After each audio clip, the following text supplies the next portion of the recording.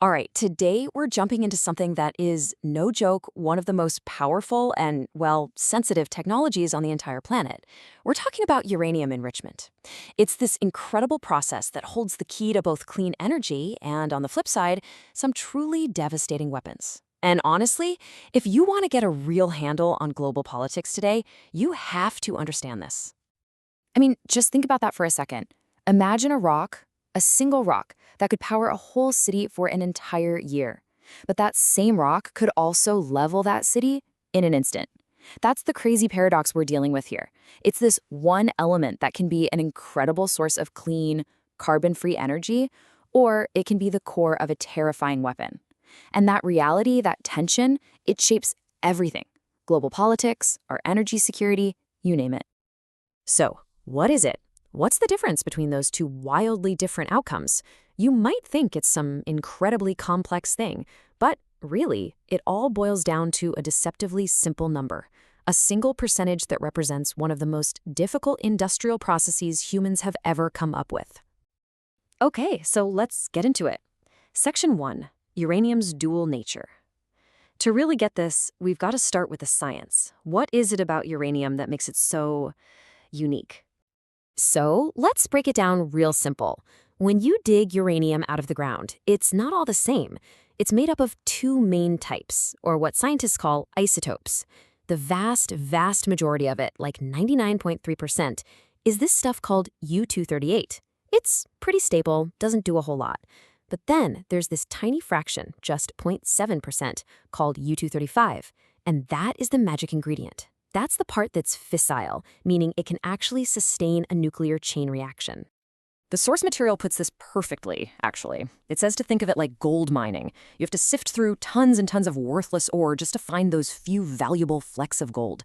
That's exactly what enrichment is. It's this massive industrial-scale sifting process to isolate that tiny, super valuable U-235 from all the other stuff. So, how on earth do they do that? Well, it happens in what's poetically called the centrifuge dance. First, they take the uranium ore and turn it into a gas. Sounds weird, but stick with me.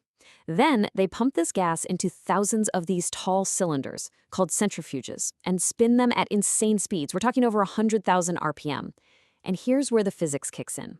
These slightly heavier U-238 atoms get thrown to the outside wall, while the lighter, more valuable U-235 atoms tend to hang out near the center. So you siphon off that gas from the center, which is now just a tiny bit richer in U-235, and you send it to the next centrifuge, and the next, in this huge chain called a cascade. Each step makes it just a little bit more pure. All right, so now we know how it's done. Let's talk about why the exact level of enrichment matters so much. This is section 2, the enrichment spectrum. Because that final percentage of U-235, well, it determines literally everything. Okay, so for most of the world's nuclear power plants, the kind generating electricity for our homes, you only need to enrich uranium to about 3 to 5% U-235. That's just enough to create a nice, controlled, sustained reaction. Think of it like a campfire that just keeps burning steadily, generating a ton of heat to boil water and spin turbines. And this is super important. At this level, it is physically impossible to create a nuclear explosion. It's just not. Now, this is the number you need to remember, 20%. This is the big international red line. And you might be asking, why 20%? Well, here's the scary part. Because of the way the physics works, getting from that natural 0.7% all the way up to 20%, that's about 90% of the total effort it takes to make a bomb. Once a country crosses that 20% threshold, the rest of the journey to weapons grade is frankly alarmingly fast. And this is where that journey ends up. Once you get to 90% or higher, you're talking about weapons-grade material. The concentration is so high, so pure, that you only need about 25 kilograms, a chunk of metal that's about the size of a grapefruit to create a nuclear weapon. Just let that sink in, a grapefruit. So this table here does a great job of laying it all out. You can see the whole spectrum. At the bottom, you've got your 3 to 5% low-enriched uranium, or LEU, for regular power plants. Then there's this middle category, HALEU, for new advanced reactors.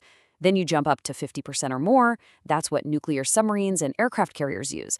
And then at the very top, 90% plus, weapons grade. Each step up that ladder isn't just a number, it's a massive leap in technology and, of course, in geopolitical power. Okay, Section 3, America's Lost Crown. Now, here's the twist in the story. This incredible technology, it was pioneered by the United States. But in what is just a stunning historical reversal, America completely lost its dominance. This is the story of how that happened. I mean, the contrast here is just staggering. You look back at the 1970s, and the U.S. was the undisputed king, the sole provider of enrichment services to the entire Western world. It gave them enormous influence. Fast forward to today, and there isn't a single U.S.-owned commercial-scale enrichment plant. Not one. The country is now dependent on foreign suppliers, including, yep, Russia. So how in the world did we get here? This timeline really spells it out. After inventing the whole process during the Manhattan Project, the government decided in 1992 to privatize the industry.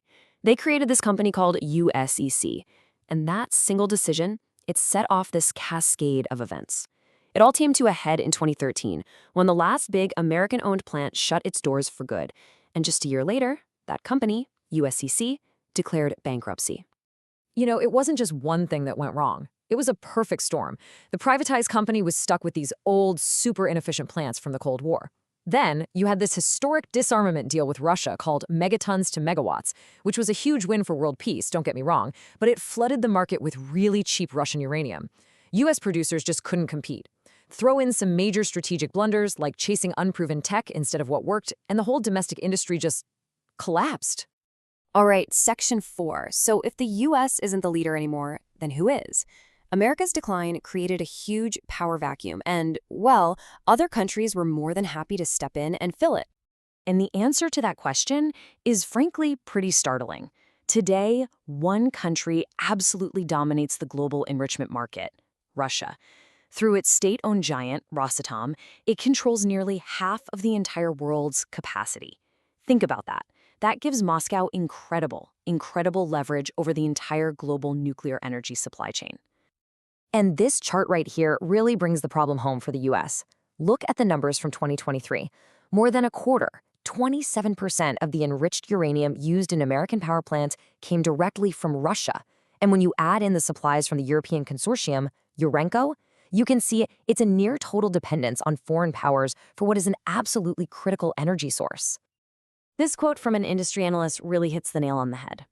We talk a lot about energy independence when it comes to oil and gas, right? But the nuclear fuel cycle reveals this deep structural vulnerability that's been building for decades. The idea of pure independence might not even be possible anymore. Okay, so where does that leave us? Section 5, the race to rebuild.